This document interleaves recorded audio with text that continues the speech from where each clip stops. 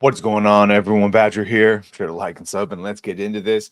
Well, Space Marines 2 is out, and everyone is loving it. There was a big concern of with everything that's going on in the Games Workshop and Warhammer universe. You know, the female custodies, the changing of the lore to possibly be getting it ready for that live action. It looks more and more like it's not happening, at least not with Henry Cavill over at Amazon. But would Space Marine 2 be compromised? Because as we kept pointing out, it had been done for at least a year and had only been fine tuning. And unless they added in a bunch of day one patches and skins and all that, was it whole and uncorrupted? And it's great. Everyone loves it. Shout out to Hayden Wayne and ABF.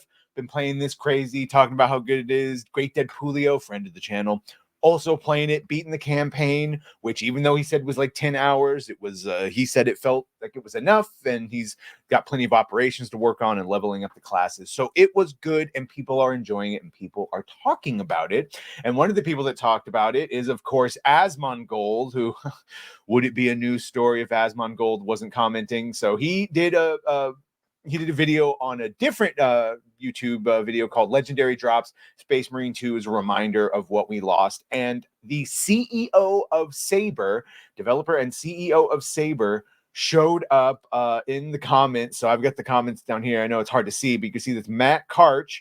And he said, "Hey, man, CEO of Saber here. I love your videos.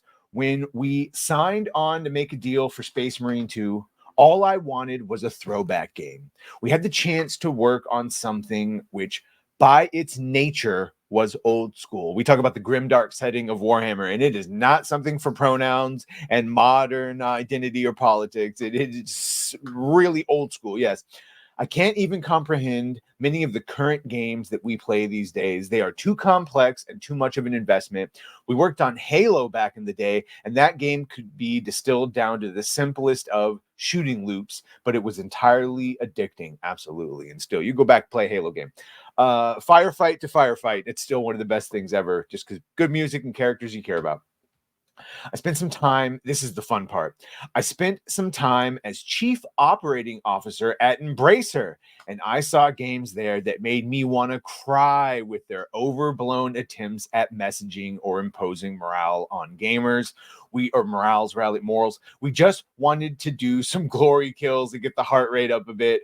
For me, that is what games should be about. And also, which not in the article covering all this, because this is just after that, but it was as a creative director of the game here. I wrote Space Marine 2 along with Craig Sherman, Randy Beagle, and Matthew Garcia Dunn.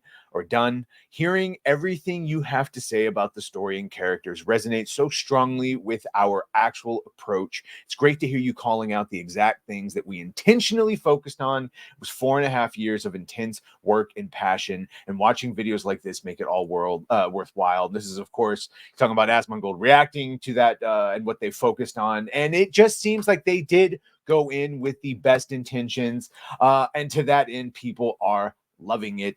You can see here the user score of 80 on Metacritic from over 400 reviews, 341 positive reviews across PC, PlayStation 5, Xbox, and only 51 negative reviews. And something tells me those are all pronoun and bio people. You just see here, this game feels like it was made in the mid 2000s, early 2010s, but like in a good way. That is the exact comment that Great Deadpoolio said to me when I asked him how long it took him to beat the campaign. Were you upset at how short it was, giggity? And then he was like, it felt like a shooter from the 2010s, and he's like, in the best way possible. So, yes, that's good to hear. What a good game. It's simple, fun, and epic. If you don't know anything about Warhammer 40K, this is a good introduction. Exactly what I was hoping for. If you are already a fan of this universe, you must have this game. Honestly, it might be my game, this person's game of the year. The Emperor Protects. Personally, I like the campaign. I like that the campaign wasn't so long with filler and tedious missions. It was intense and focused, something rare these days. So less is more, something I've been told today. And yes, for now, it does not have much content, but that doesn't worry me because the content can get added later.